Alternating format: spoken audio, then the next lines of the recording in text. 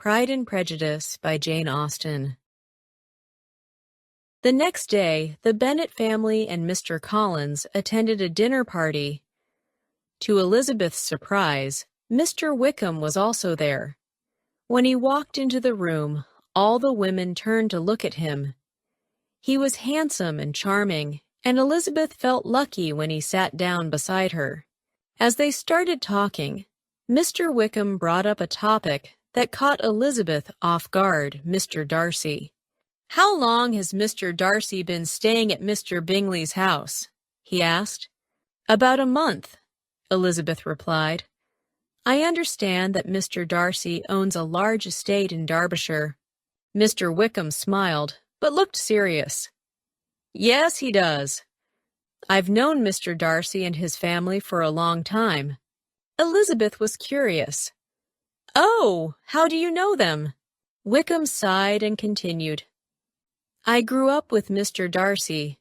His father was like a father to me. He was a good man, one of the best I've ever known. But young Mr. Darcy, he is not like his father." Elizabeth was surprised and eager to hear more. "What do you mean?" she asked. Mr. Wickham looked sad. "Mr. Darcy's father wanted to leave me a large sum of money when he passed away.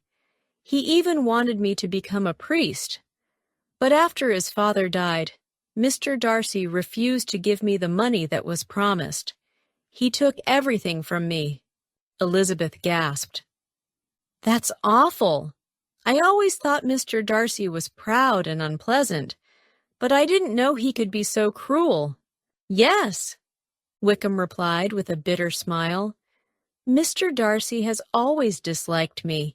He was jealous of how close I was to his father." Elizabeth listened intently, feeling angry at Mr. Darcy. She thought he must be a truly bad man. The next morning, Elizabeth told Jane about Mr. Wickham's story. Jane was shocked but didn't want to believe it. "There must be some misunderstanding," Jane said. "I can't believe that Mr. Darcy could be so terrible.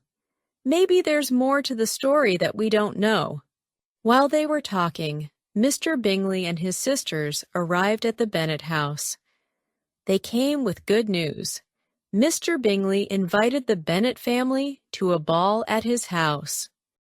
Elizabeth was hoping to see Mr. Wickham at the ball, but he didn't come. "He wanted to avoid a certain gentleman," Mr. Wickham's friend told her. Elizabeth knew exactly who he meant, Mr. Darcy. Elizabeth had to dance with Mr. Collins twice. She found it boring and tiring.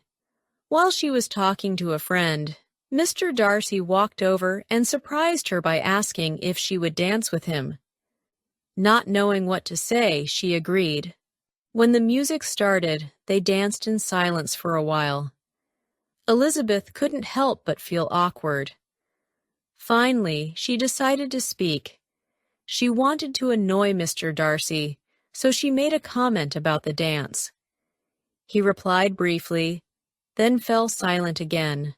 "You should say something now, Mr. Darcy," Elizabeth said playfully. "I've already mentioned the dance, so you should talk about the room or the people." Mr. Darcy smiled slightly. "I'll talk about whatever you like, Miss Bennet." "Well, you've managed a complete sentence," Elizabeth teased. "Now we can be silent again for a while." After a pause, Mr. Darcy asked, "Do you and your sisters often walk to Meryton?" "Yes," Elizabeth replied casually. Then, to provoke him, she added, "Last time, I met someone new there." Mr. Darcy's expression became serious.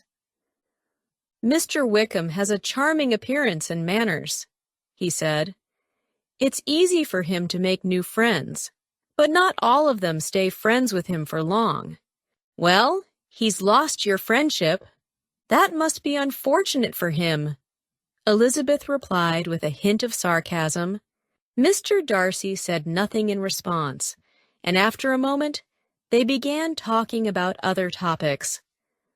When the dance was over, Elizabeth overheard her mother speaking loudly. "Mr. Bingley is such a handsome and rich young man," Mrs. Bennet was saying. "He'll make a wonderful husband for my Jane. And since his house is only 3 miles from ours, we'll visit often." Elizabeth felt embarrassed. She tried to stop her mother, but Mrs. Bennet ignored her and continued talking excitedly about Mr. Bingley. As the Bennet family was preparing to leave, Mrs. Bennet invited Mr. Bingley to dinner at their home. "I'm going to London for a short trip," Mr. Bingley said politely, "but when I return, it would be my pleasure to visit." Mrs. Bennet was thrilled. She was certain that Jane's marriage to Mr. Bingley was just a matter of time. The next day, Mr. Collins made up his mind to ask Elizabeth to be his wife. "Almost immediately after I arrived at this house," Mr. Collins began, "I chose you as my partner for life. Let me explain my reasons. First, I believe that every clergyman should marry. Second, I am sure it will make me very happy. And third, Lady Catherine de Bourgh advised me to marry."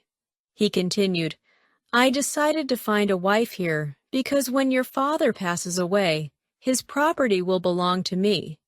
Oh, I hope he lives for many more years. So I thought to marry one of his daughters. Lastly, I must tell you that my feelings for you are very strong. I do not care about money, and I will ask nothing from your father." Elizabeth knew she had to stop him immediately. "You are moving too quickly, sir," she said firmly. "I have not given you my answer. I thank you for your kind words, but I must say no." "I know that young ladies often say no, but actually mean yes," Mr. Collins replied with a smile. "Sir!" Elizabeth exclaimed, "I am certainly not one of those young ladies. I am serious. You will not make me happy, and I will not make you happy either." But Mr. Collins did not listen. "You are so lovely!" he cried. "Your parents have given me their permission. I am sure you will say yes now." Unable to bear any more, Elizabeth quickly left the room. Soon after, Mrs. Bennet entered the room. When she saw Mr. Collins alone, she was surprised. She hurried to her husband, crying, "Oh, Mr. Bennet, you must make Lizzie marry Mr. Collins. She says she doesn't want to, and if you do not hurry, Mr. Collins might change his mind." "I don't understand," Mr. Bennet said. "What are you talking about?" "About Mr. Collins and Lizzie," Mrs. Bennet replied. "And what can I do?" Mr. Bennet asked. "Talk to Lizzie," Mrs. Bennet said. "Tell her she must marry him. Call her here. I will tell her what I think," Mr. Bennet said. Elizabeth came into her father's room. "Come here, my dear," he said. "I understand that Mr. Collins has made you an offer of marriage. Is that true?" Elizabeth confirmed that it was. "And you have refused?" Mr. Bennet continued. "I have, sir," Elizabeth replied. "Very well. Your mother says you must accept it, am I right?" "Yes, or I will never speak to her again," Mrs. Bennet declared. "Elizabeth, you have a difficult choice to make," her father said in a serious tone.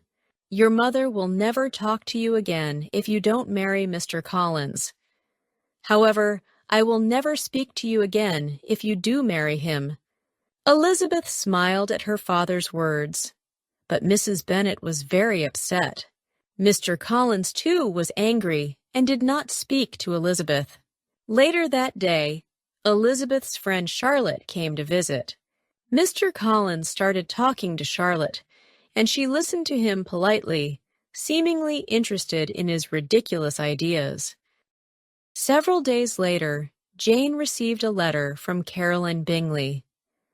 Caroline wrote that they were in London, and that Mr. Bingley would spend all winter there.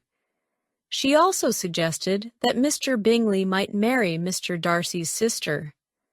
When Jane finished reading the letter, she felt very sad. "Don't worry, Jane," Elizabeth said gently. "Caroline is mistaken. Everyone can see how much you and Mr. Bingley love each other. I am sure he will return soon." As for Elizabeth, she continued to see Mr. Wickham. She enjoyed his company and thought he was very charming. A few days later, Mr. Collins proposed to Charlotte, and to Elizabeth's surprise, she accepted. Charlotte was Elizabeth's closest friend, and it was hard for Elizabeth to believe that Charlotte would marry Mr. Collins. He was so silly and dull. Soon, Charlotte visited Elizabeth. "Marry Mr. Collins? Oh, my dear Charlotte, that is impossible," Elizabeth exclaimed. "Why are you so surprised, Eliza?" Charlotte asked with a smile.